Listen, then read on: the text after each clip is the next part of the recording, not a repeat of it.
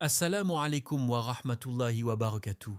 Le chemin le plus sûr vers le paradis ne commence pas par ce que les gens voient, mais par ce qu'Allah voit. Il commence dans un endroit que personne ne peut observer, ton cœur. La sincérité, al-ikhlas, est cette lumière invisible qui donne de la valeur à tout ce que tu fais. Sans elle, même les plus grandes actions peuvent devenir lourdes et vides. Avec elle, même les plus petites actions deviennent immenses. Beaucoup de personnes prient, donnent en aumône, jeûnent, aident les autres, mais oublient une chose essentielle. Pourquoi le font-elles réellement? Est-ce pour Allah ou pour être vues, appréciées, reconnues? Cette question est profonde, parfois dérangeante, mais elle est essentielle, car au jour du jugement, ce ne sera pas la taille de tes actions qui comptera, mais leur sincérité. Le prophète, que la paix et le salut d'Allah soient sur lui, a dit: les actions ne valant que par les intentions. Boukhari et Muslim. Cette parole n'est pas juste un hadith parmi d'autres, c'est une base, c'est une clé. Elle nous rappelle que tout commence à l'intérieur. Une personne peut accomplir une action simple, presque invisible aux yeux des gens, mais si elle est faite uniquement pour Allah, elle peut peser plus lourd que des montagnes. Imagine quelqu'un qui donne une petite pièce en secret sans que personne ne le sache. Personne ne l'applaudit, personne ne le félicite. Mais Allah voit, et cela suffit. À l'inverse, quelqu'un peut faire une grande donation, être admiré par tous, mais si son intention est de se faire remarquer, alors cette action peut perdre toute sa valeur auprès d'Allah. Allah dit dans le Coran: il ne leur a été commandé que d'adorer Allah en lui vouant un culte exclusif. Sourate Al-Bayyina 98. 5. Ce verset nous rappelle que la pureté de l'intention est au cœur de l'adoration. Allah ne regarde pas ton apparence, ni ton statut, ni même la quantité de tes œuvres. Il regarde ton cœur. La sincérité, c'est faire une action même quand personne ne te voit. C'est prier avec concentration même quand tu es seul. C'est aider quelqu'un sans rien attendre en retour. C'est pleurer dans la nuit en invoquant Allah, sans témoin, sans regard extérieur. C'est ce lien intime entre toi et ton Créateur. Et parfois, la sincérité demande un combat intérieur, car l'ego aime être reconnu, il aime les compliments, il aime être vu, mais le croyant lutte contre cela, il purifie son intention encore et encore. Avant l'action, pendant l'action et même après l'action, certains pieux prédécesseurs disaient: il m'est plus difficile de purifier mon intention que d'accomplir l'action elle-même. Cela montre à quel point la sincérité est précieuse et fragile. Mais la bonne nouvelle, c'est que la sincérité transforme tout. Elle transforme ton quotidien en adoration. Un sourire devient une sadaqa, un conseil devient une lumière, une patience dans l'épreuve devient une élévation. Tout prend un sens, tout devient précieux. La sincérité purifie le cœur. Elle enlève les maladies comme l'orgueil, l'hypocrisie, la recherche de l'attention. Elle rapproche d'Allah d'une manière profonde et réelle. Et plus ton cœur est sincère, plus tu ressens une paix intérieure que rien ne peut remplacer. Alors, pose-toi sincèrement cette question: pour qui fais-tu ce que tu fais? Si la réponse est Allah, alors tu es sur le chemin le plus sûr vers le paradis. Beaucoup de personnes pensent que pour atteindre le paradis, il faut accomplir des actes immenses, visibles, impressionnants. Elles attendent le bon moment pour changer, pour devenir meilleures, pour se rapprocher d'Allah. Mais en réalité, le chemin le plus sûr n'est pas dans les grandes actions occasionnelles. Il est dans les petites actions répétées avec constance. Ce qui compte auprès d'Allah, ce n'est pas l'intensité d'un moment, mais la fidélité d'un engagement. Une prière faite chaque jour à l'heure, même simple, est plus aimée qu'un élan spirituel intense suivi d'un abandon. Un dhikr répété, chaque matin, même court, est plus précieux qu'un rappel occasionnel oublié pendant des semaines. Le prophète, que la paix et le salut d'Allah soient sur lui, a dit: les actions les plus aimées d'Allah sont celles qui sont constantes, même si elles sont peu nombreuses. Boukhari. Ce pradith est une miséricorde immense. Il enlève la pression de devoir être parfait et il nous montre un chemin accessible à tous. Allah ne te demande pas d'être extraordinaire, il te demande d'être constant. La constance, c'est continuer même quand tu es fatigué, c'est prier même quand ton cœur est distrait, c'est faire du bien même quand personne ne te remercie. C'est revenir encore et encore vers Allah, même après une baisse de foi. C'est cette régularité discrète qui construit une relation réelle avec ton Seigneur. Imaginez une goutte d'eau qui tombe chaque jour au même endroit. Au début, cela semble insignifiant, mais avec le temps, elle creuse la pierre. De la même manière, les petites actions constantes façonnent ton cœur, purifient ton âme et renforcent ta foi. Beaucoup abandonnent parce qu'ils veulent aller trop vite. Ils commencent avec une grande motivation, font beaucoup d'actes en peu de temps, puis s'épuisent et arrêtent tout. Mais le croyant sincère comprend que la foi est un chemin, pas une course. Il avance lentement mais sûrement. La constance transforme une foi fragile en une foi solide. Elle s'ancre dans la discipline, dans la patience, dans la présence d'Allah au quotidien. Elle fait que ta relation avec lui ne dépend plus de tes émotions, mais devient une habitude enracinée dans ta vie. Même les actes les plus simples peuvent devenir extraordinaires avec la constance. Dire Subhanallah, walhamdulillah, Allahu Akbar chaque jour, lire quelques versets du Coran régulièrement, faire une petite sadaqa, sourire à quelqu'un, tout cela semble petit, mais auprès d'Allah, c'est immense si tu ne t'arrêtes pas. Et surtout, la constance te protège. Elle te garde connecté à Allah dans les moments difficiles. Quand les épreuves arrivent, celui qui est habitué à se tourner vers Allah trouve plus facilement la patience et la paix parce que son cœur s'est déjà attaché. La constance, c'est aussi accepter ses limites. Tu n'as pas besoin d'en faire trop. Choisis des actions simples, mais ne les abandonne pas. Même si c'est peu, même si c'est discret, reste fidèle. Car au final, ce ne sont pas les débuts forts qui comptent, ce sont les fins constantes.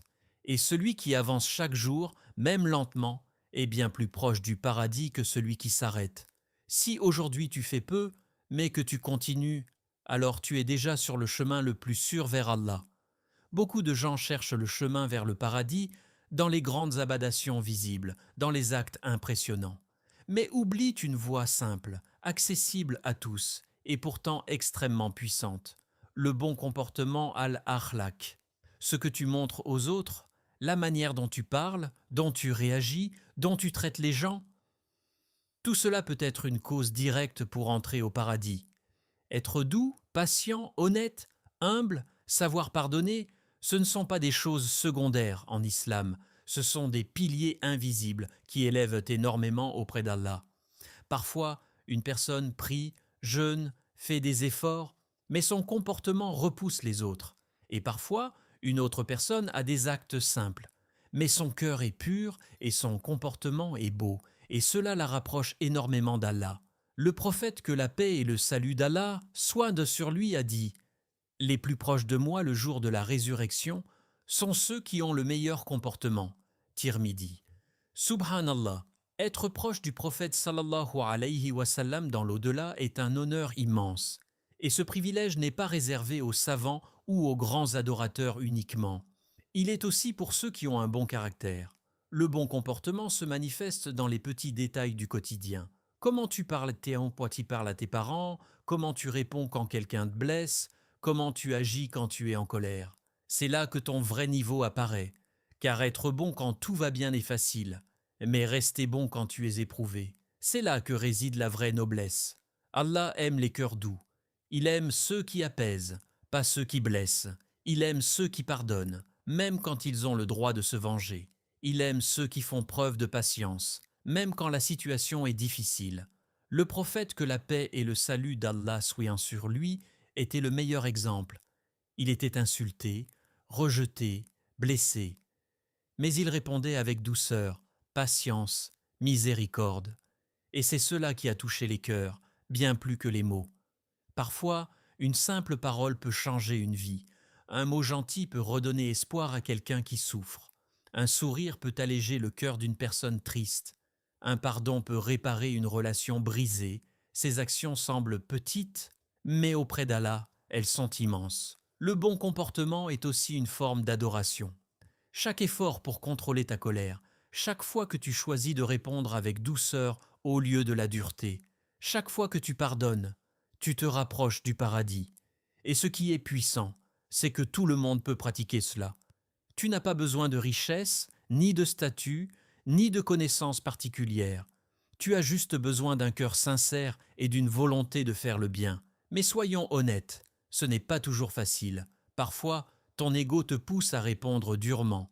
Parfois, la colère monte. Parfois, l'injustice te touche profondément. Mais c'est justement dans ces moments que tu gagnes le plus auprès d'Allah. Le bon comportement demande un effort constant. C'est un combat contre soi-même. Mais chaque victoire, même petite, te rapproche d'Allah. Le paradis n'est pas seulement atteint par ce que tu fais dans la mosquée, mais aussi par ce que tu fais dans ta vie quotidienne, avec les gens autour de toi. Ton caractère peut être ta clé vers le paradis. Alors rappelle-toi, sois une source de paix, pas de conflit. Sois une lumière, pas une dureté, car parfois ce sont tes manières, plus que tes paroles, qui guideront les cœurs. Peu importe ce que tu as fait, peu importe à quel point tu penses être loin, le chemin vers le paradis n'est jamais fermé, tant que ton cœur est encore capable de revenir vers Allah. C'est cela la beauté du repentir, la taouba, une porte qui ne se ferme jamais, une miséricorde qui ne s'épuise jamais, un appel constant d'Allah vers ses serviteurs. Beaucoup vivent avec un poids dans le cœur, des erreurs passées, des péchés répétés, des regrets silencieux, et avec le temps, ils commencent à croire qu'ils ne méritent plus pentier ou plus le pardon.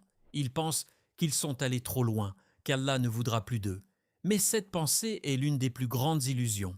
Allah dit dans le Coran: Ô mes serviteurs qui avez commis des excès contre vous-mêmes, ne désespérez pas de la miséricorde d'Allah. Sourate Az-Zumar 39-53.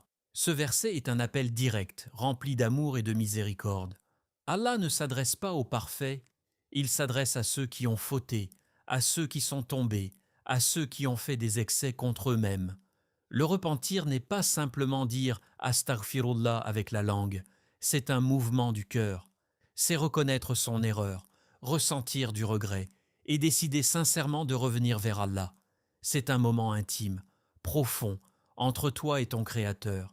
Un moment où tu laisses tomber ton orgueil, où tu reconnais ta faiblesse et où tu cherches la miséricorde. Et ce qui est bouleversant, c'est que Allah aime cela. Il aime voir son serviteur revenir vers lui. Le prophète, que la paix et le salut d'Allah soient sur lui, a dit qu'Allah est plus heureux du repentir de son serviteur qu'un homme qui retrouve son bien perdu dans le désert. Boukhari et Muslim. Imagine cette image. Allah se réjouit de ton retour. Chaque larme que tu verses en regrettant un péché, chaque invocation que tu fais en demandant pardon, chaque effort que tu fais pour changer, rien n'est perdu. Tout est entendu, tout est vu et tout est récompensé. Le repentir transforme ton passé. Ce qui était un péché peut devenir une source de récompense si ton retour vers Allah est sincère.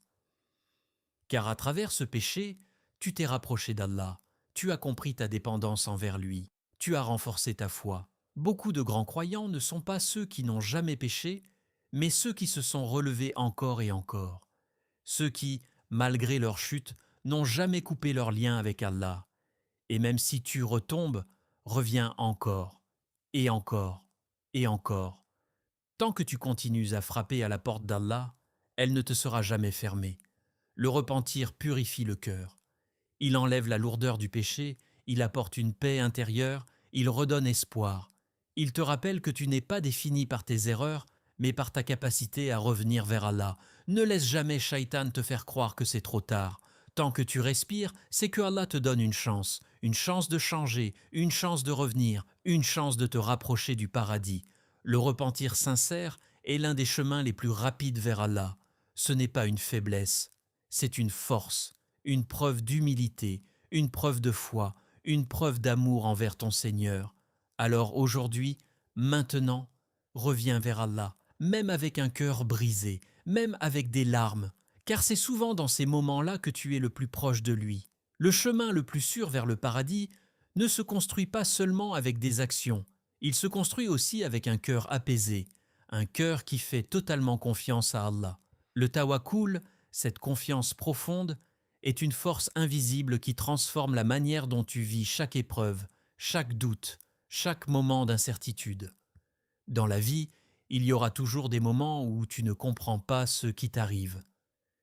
Des portes qui se ferment, des attentes qui ne se réalisent pas, des épreuves qui te fatiguent, et parfois, ton cœur vacille. Tu te demandes pourquoi, tu te sens perdu, tu cherches des réponses. C'est dans ces moments-là que le tawakkul devient essentiel. Allah dit « Et quiconque place sa confiance en Allah, il lui suffit ».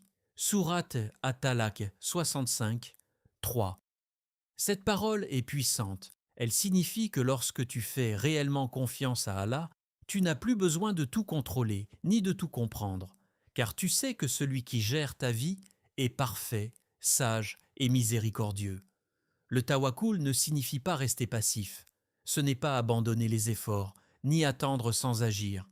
Au contraire, c'est faire tout ce que tu peux, puis laisser le reste à Allah. C'est avancer, travailler, prier, essayer, tout en sachant que le résultat final ne dépend pas de toi. C'est comme planter une graine. Tu fais ton effort, tu arroses, tu prends soin, mais c'est Allah qui fait pousser. Si tu comprends cela, ton cœur devient plus léger. Tu n'es plus écrasé par l'angoisse du résultat. Beaucoup de gens vivent dans l'inquiétude constante. Peur de l'avenir, peur de l'échec, peur de perdre.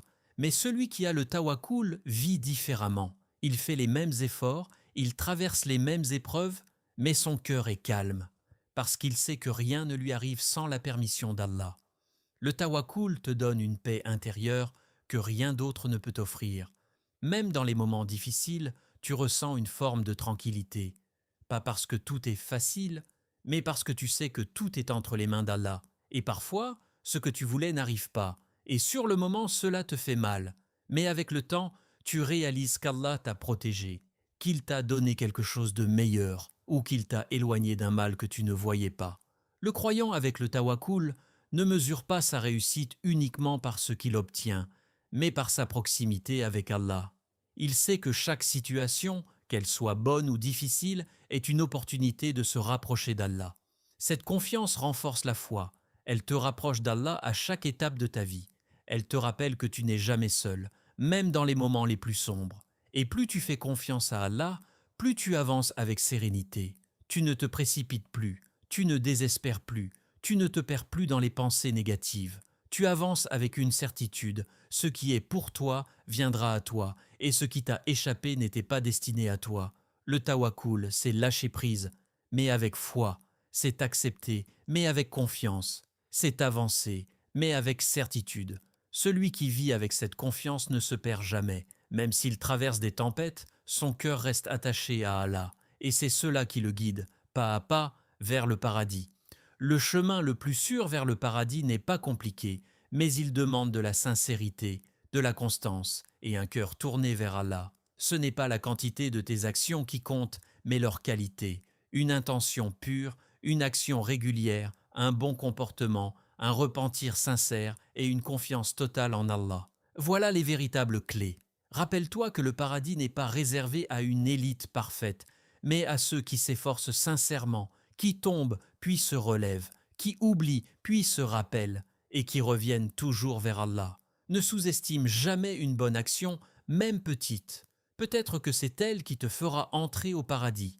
Abonne-toi à l'Islam Connect, partage cette lumière autour de toi, et sois une cause de bien pour les autres. Peut-être qu'un simple partage sera une sadaqa continue pour toi. Merci d'avoir ouvert ton cœur à cette parole. Que la paix d'Allah t'accompagne, qu'il illumine ton chemin et te rapproche de lui chaque jour. Allah dit, « Ceux qui ont cru et accompli de bonnes œuvres auront pour résidence les jardins du paradis. » Sourate Al-Kahf 18, 107. Qu'Allah nous accorde à tous une place parmi les habitants du paradis. Amin.